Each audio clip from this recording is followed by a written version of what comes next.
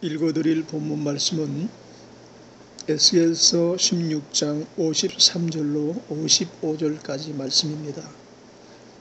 내가 그들의 사로잡힘 곧 소돔과 그의 딸들의 사로잡힘과 사마리아와 그의 딸들의 사로잡힘과 그들 중에 너희 사로잡힌 자의 사로잡힘을 풀어주어 네가 내 수욕을 담당하고 내가 행한 모든 일로 말미암아 부끄럽게 하리니 이는 내가 그들에게 위로가 됨이라.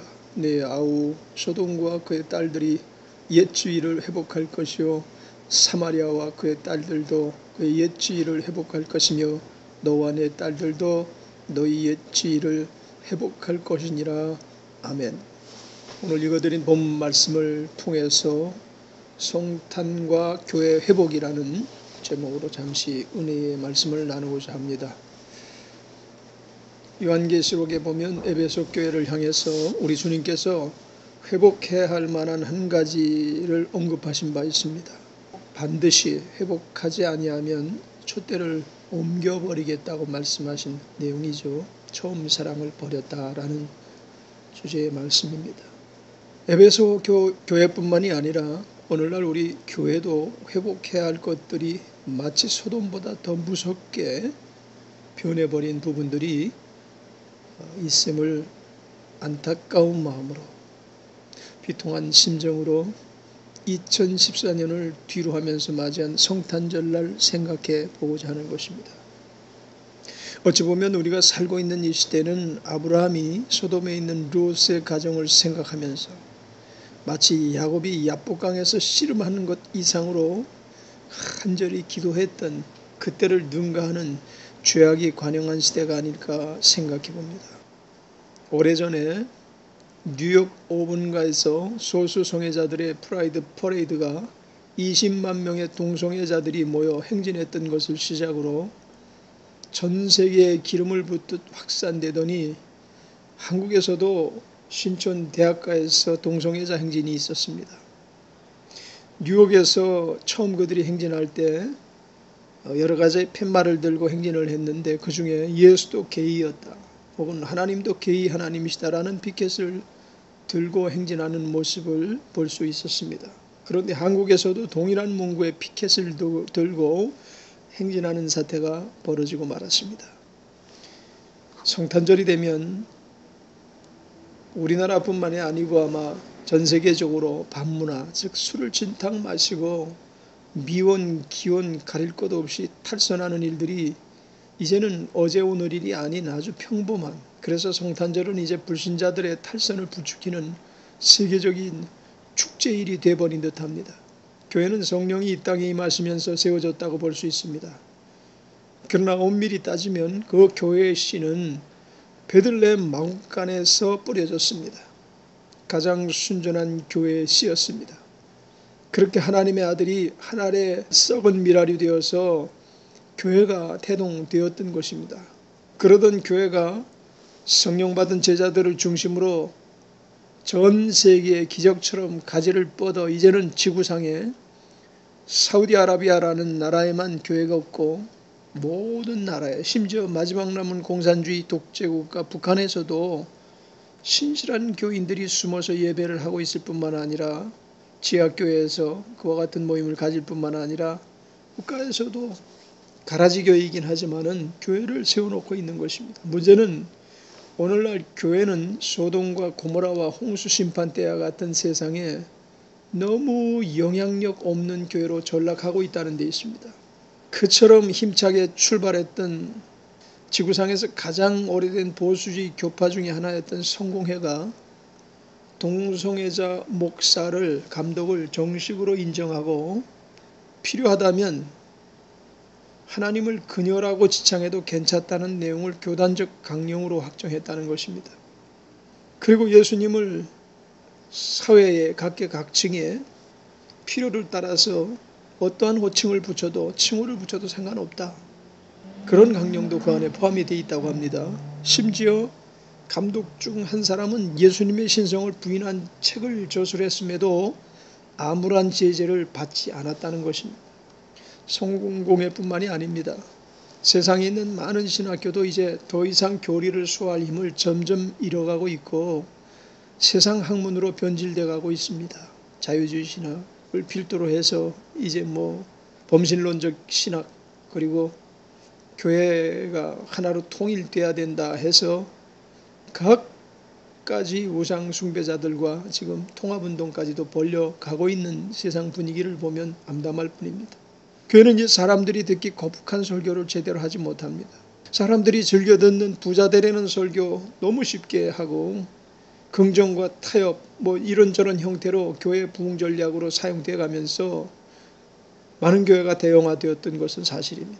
교회 재정관리 차원에서 혹은 교인 붙잡는 차원에서 지금도 꾸준히 세계적으로 개발되는 프로그램은 숫자를 헤아리기가 어려울 정도로 넘쳐나고 있는 게 현실입니다. 우리가 성경을 대할 때 내가 찾는 내용과 너무 내용이 다르다면, 혹 설교 주제를 성경 말씀을 통해서 찾으려고 할 때에 같은 내용을 가진 주제를 찾기가 너무 어렵다면, 그것은 우리와 성경이 너무 다르다는 말이 아닙니까? 교회가 심판이나 죄 문제 혹은 회심을 이끌어내고 깨어짐과 내려놓음을 설득하려 하지 않고 부드러운 설교, 듣기 좋은 설교, 사람들이 혹하는 그런 설교, 죄인이든 또 믿음 없는 사람이든 상관없이 하나님은 당신을 사랑하신다고 외치는 그런 내용을 우리가 전하는 복음으로 변질시켜 버린다면 우리는 하나님의 말씀 일부만 가져다가 써버리고 마는 것이 아니겠습니까? 우리는 성경 전체를 통해서 하나님이 우리에게 주시는 말씀을 전파해야 되고 증거해야 될 파수꾼의 사명이 있는 줄 믿습니다. 이미 많은 영상 설교, 전파 설교마저 하나님께서 주신 주의 말씀을 전하는 것이 아니라 저거는 꼭 사람의 소리를 전하는 것 같다라는 내용으로 가득합니다. 성도가 교회에 오는 목적은 사람의 소리나 웅장한 파이프 오르간 소리를 듣기 위해서 오는 것 아니지 않습니까? 성가대에서 잘 조련된 목소리로 찬양하는 소리를 듣기 위해서 오는 게 아니지 않습니까? 교회에 오는 많은 성도들의 대부분은 아직도 주의 말씀에 갈급해서 오는 것 아닙니까? 그런데 너무 많은 세상의 것들로 교회마다 채우기에 열심을 내고 있고, 그러다 보니까 설교 안에서도 주의 음성을 듣기가 너무 희귀합니다. 그러므로 엘리 시대처럼 이 시대는 어찌 보면 주의 말씀이 지극히 희귀해진 시대가 아닐까요? 교회는 벌거숭이로 시작되었습니다.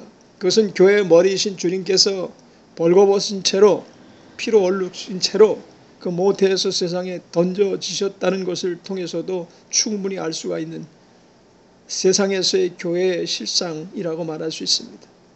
어느 나라를 막론하고 그 땅에 교회가 세워질 때도 그와 같지 않았습니까?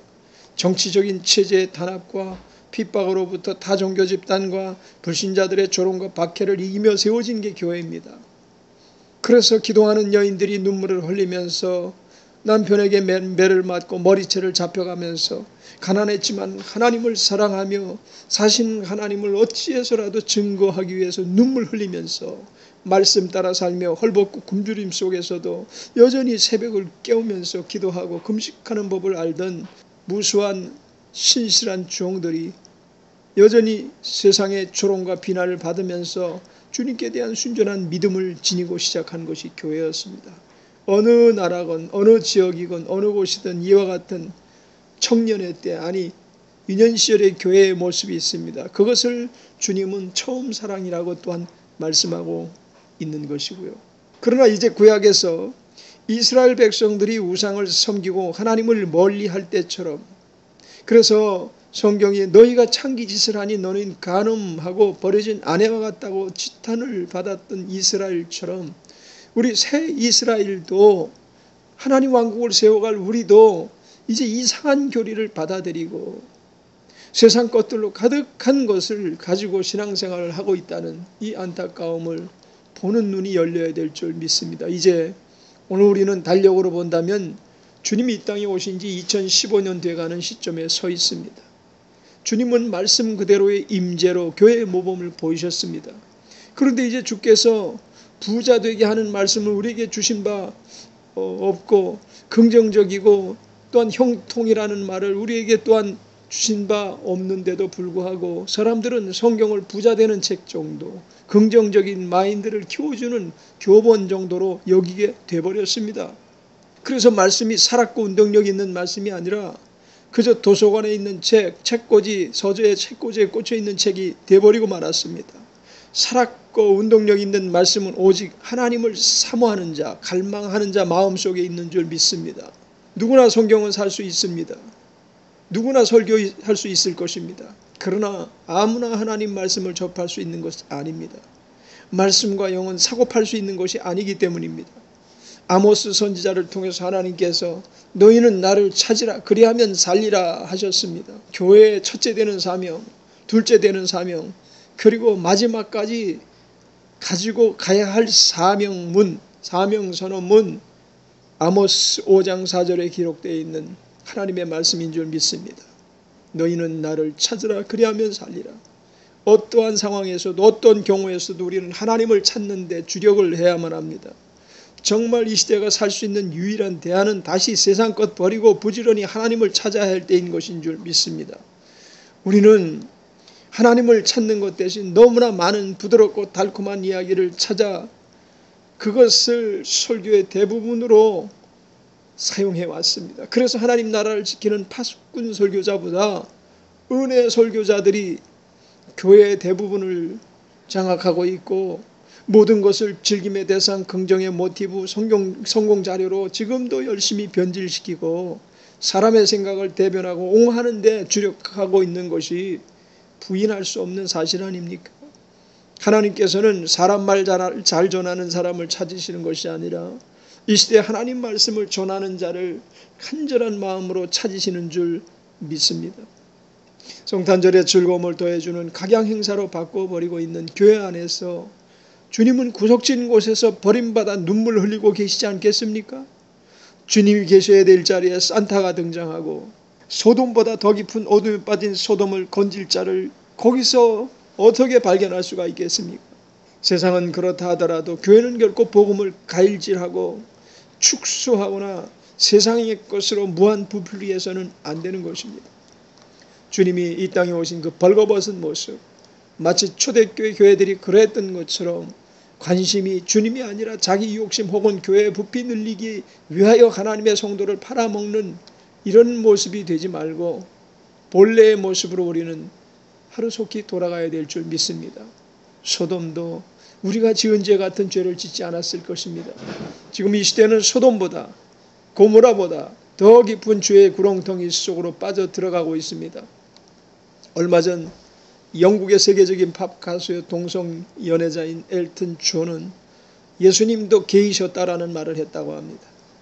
내년에 10년 연하에 동거하고 있는 남성과 동성애자 결혼을 계획하면서 그는 또다시 이 시대에 예수께서 계셨다면 결코 동성연애자가 죄 짓는 자다라고 말하지 못했을 것이라는 망언을 했다고 합니다. 정말 우리는 교회가 이런 사람들을 변화시킬 수 없다는 절망 앞에 주님 흘리시는 눈물을 보아야만 할 줄 믿습니다. 성탄은 놀고 즐길 수 있는 기념일이 아닙니다. 다시 우리의 모습을 처음의 모습으로 돌려놓는 것이 성탄입니다. 오늘 우리가 읽은 본문에는 교회를 회복시킬 자가 있다는 것입니다. 너희가 사마리아를 회복할 자요 너희가 소돔을 회복할 자라고 말씀하고 계신 것입니다. 파수꾼의 사명을 가진 그래서 저들이 죄를 책망하고 돌이키게 하며 세상에 폭풍에 휘말리지 않게 하는 일이 있을 것이다 라고 기대하고 있는 것입니다. 바로 저와 여러분이 이와 같은 파수꾼의 사명을 가진 자가 되어야 될 줄 믿습니다. 내가 그들의 사로잡힘 곧 소돔과 그의 딸들의 사로잡힘과 사마리아와 그의 딸들의 사로잡힘과 그들 중에 너희 사로잡힌 자의 사로잡힘을 풀어주겠다고 하신 그 말씀대로 내 아우 소돔과 그의 딸들이 옛지위를 회복할 것이요 사마리아와 그의 딸들도 그의 옛지위를 회복할 것이며 너와 내 딸들도 너희 옛지위를 회복할 것이라고 말씀했던 것처럼 회복의 주자, 회복시키는 주자 그것이 저와 여러분이 되어야 될 줄 믿습니다. 그렇습니다. 우리 교회가 이와 같이 간음의 현장에서 돌이켜야 하고 사로잡힘 가운데서 벗어나야 합니다. 그와 같은 일이 주님 나신 일 이날부터 시작되어야 될 줄 믿습니다. 기도하겠습니다. 사랑하시는 주님, 많은 부분이 하나님을 등 돌리며 외면하고 돌았을지라도 우리 교회만은 늘 하나님의 얼굴을 구하고 하나님을 부지런히 찾는 이와 같은 생명을 가져 세상과 같지 아니하게 하시고 세상을 건지는 자들이 교회에서 무수히 생겨날 수 있게 하여 주옵소서. 예수님의 이름으로 감사 찬양하며 기도합니다. 아멘.